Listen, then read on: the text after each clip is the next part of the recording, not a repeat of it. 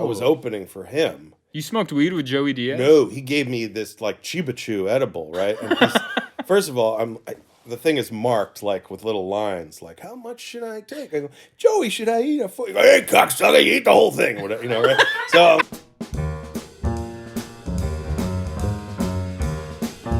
Thanks for joining me in someone else's living room. I like it here. Yeah, I wish it was mine. I feel like I'm back in OB, really. Oh yeah, this does have an Ocean Beach kind of incense kind of vibe to it. Yeah, I've been searching for like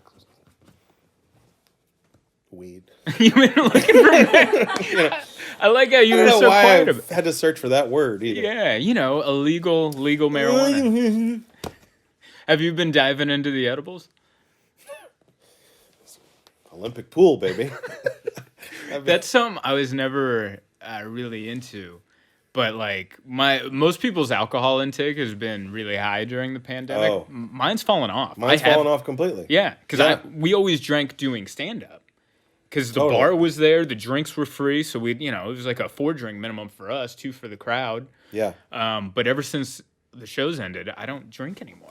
Someone asked me this the other day. I think my girlfriend was like, I don't think you haven't drank at all. I guess I haven't been drunk once during this pandemic, I said to her, and then I said, but I've been high every second. Yeah. Yeah. That's what I've been doing. That's a weird coping mechanism. I don't know what it is about the edibles. It's like I pop them in, and sometimes they kick in like half an hour, sometimes an hour and a half. So sometimes I forget that I'd taken one, and then like an hour and a half later, I'll just be like, and then I'll be like, oh yeah, I took an edible. The worst is when you find yourself on stage and you can't perform. I mean, that was the worst. I know that you've had one because we were there together, but I ran off that stage. I had one like that at the ACC with Joey Diaz. Oh. I was opening for him. You smoked weed with Joey Diaz? No, he gave me this like Chiba Chew edible, right? And first of all, the thing is marked like with little lines, like how much should I take? I go, Joey, should I eat a foot? Go, hey, cocksucker, you eat the whole thing, whatever, right? So I'm like, okay. So I eat the whole thing, and then it's 30 minutes goes by, and now it's my time to do 20 minutes on stage, and I go out there and I was so out of it that I couldn't even drive home after the show. I sat in my car for 2 hours texting Joey going, what did you give me? Oh my God. And he didn't, Yeah, he didn't know who you were. One time I was featuring for Joey Diaz. This is like 2008. So I think he was still into other stuff. Who knows?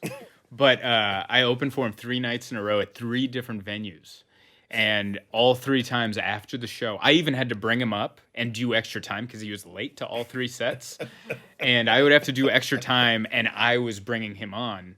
And all 3 times afterwards, I went up to him, thanked him, was like, hey, it was great working with you. And he talked to me like an audience member. He's like, hey, thanks for coming out. Appreciate the support. Yeah. And I'm like, well, it's the 3rd night. Like, don't I... At some point, aren't I looking familiar? It's that short-term memory loss. The immediate. Yeah. But the worst one was with you, though, at the Palace, right? Yeah. It was you, me, Bijan, and a couple others. And we did an early show. It went great. And the way we celebrated right before the late show was we took these Jolly Ranchers. Yeah. And I don't smoke weed that much. I'd never take edibles. And you guys are like professionals. Like, you guys should be sponsored. I knew it was going to be bad, though, because normally those things take like an hour to kick in, or at least a half an hour. And I was feeling it like in 15 minutes. Yep. And when I was on right before you. Yeah. And I'm up there going, oh, man, what's going to happen to Zoltan?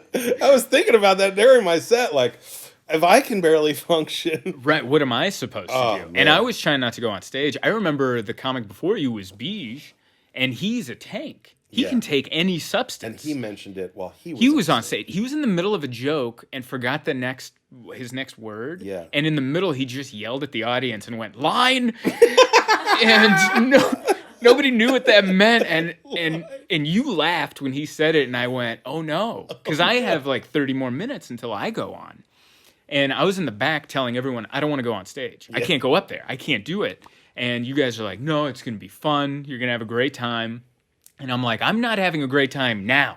Right. I'm right now having a horrible time. And you're like, no, just go. So I go on stage, and I'm like, oh boy. And I do my opening joke, and it goes well. Everybody laughs. And you're closing. You were slotted for like 20, 30 minutes. Yeah, I'm going on very last. I have like 20 to 30 minutes to do, and I do all of maybe 4 minutes. I do my opening joke. It goes well.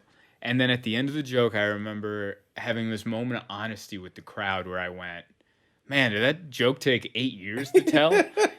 And the whole crowd just stared at me like, what's he talking about? And then I was like, I'm high. And then as soon as I mentioned to the crowd that I was high, I felt all their eyes just judging me. Like, and I was like, and then I was like, well, I'm going to wrap it up. And then I told one more joke. Well, that was the funny part, was that I knew you were wrapping it up because you were doing a closer at like minute 4. Yeah. And I recognized the joke. I'm Yeah. like the only one in there watching this, like, it's the Palace. So nobody is, Zach is actually literally getting high in the parking lot while In he's the supposed alley, to be hosting.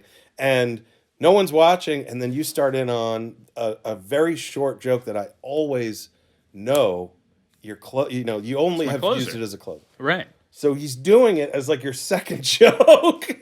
And I'm like, I think he's going to get off stage now. And B's just like, nah. Yeah, he's getting off stage. And I have to run up and be like, yay. And I just You guys get to go home early. I ran to the back and I sat in a chair, and this waitress came by and yelled at me like, we didn't even get done passing the checks. And I'm like, whatever, you think the earth is flat? Like, I couldn't defend myself. And then the worst part was there was a guy at the time who was like a big fan of mine. For like a month, he would randomly show up to shows. And this guy, I don't know what happened to him, but he had like a horrific accident where half of his face was lower than the other half of his. He had a giant scar, and then this eye was on his cheek. And then it was horrific, whatever happened to him. And then he showed up that night, which, by the way, I wasn't advertised as to be there. We weren't promoted. It was just a showcase show. He had no idea you were going to be there. He had no idea I was going to be there. He and his friends happened to show up. Well, he was severely disappointed in me and decided to stand there with his gruesome face while I'm high. He had a guilt trip laid on you. Yeah, like he was my dad going, I'm really disappointed. I brought all my friends, and I was too high to tell him to defend myself. I felt like your security that night. Yeah. I felt like this is my first step of carrying someone's bags, like it prepared me for Vicky. Was that night of like, hey, stay away. He's too high to talk to you right now. I just remember him yelling at me with his weird eye, and my head was just down, like shaking, going, because every time I looked up, it was closer. Like his face was closer to mine, and I'm like, I can't do it. And then finally when he left, I was too high to drive home. Yeah. And so Dan Venti and Wolpe drove me home. And on the way home, I told him to pull over because I had to puke. So I threw up on the side of the road. Some of it got in my hair. And then I went back home. At the time, my ex and I, we were living at her aunt's mansion in La Jolla. And I show up, and her aunt and uncle are up in the living room. And I'm stoned, coming in with puke in my hair. And I just remember coming in going, hey, everybody. And then I just ran downstairs and took a shower. And I was like, what a horrific night. Yeah. And that's the story of why Zoltan cut his hair off. You got puke in it. That's how it works. Do you consider that one of your worst shows? Do you think is that up there? I don't even think it's top. Maybe It top even 5. Yeah, wow, I bombed on a cruise ship once in front of the same audience 3 times. You recognized them, like you knew it was the same people. Well, it's the same ship, and it's the same theater. It was the ship that I joined in Boston or something, and I think they had just come over the Atlantic, so they were all Brits. Why did they come back the second time after you bombed the first time? I think they liked it. I think they liked because for the people that have never watch this yank bomb. That's Jimmy Sweep. I don't know. It's a little more Welsh than is it? Okay. I don't know. But if you've never performed for British people, it's like the Brits are like English-speaking Russians. They're cold-hearted. Like, they're a cold people with cold tea-drinking eyes. They're a horrible audience. Tea-drinking eyes. You could tell, There's no caffeine. Like, they're bad people. Bed people? Bad people. Yeah, bed people. Like the Charlie Bucket's parents. All Brits just stay in bed all day and heckle. I know. So I had performed for Brits before doing the Edinburgh Fringe Festival, and I hopped on the ship. And by the way, that festival's a month long, and I bombed for the first week because I couldn't get their pacing. I couldn't get what they liked. And then by week 2, I got my bearings and I was able to go. What do they like?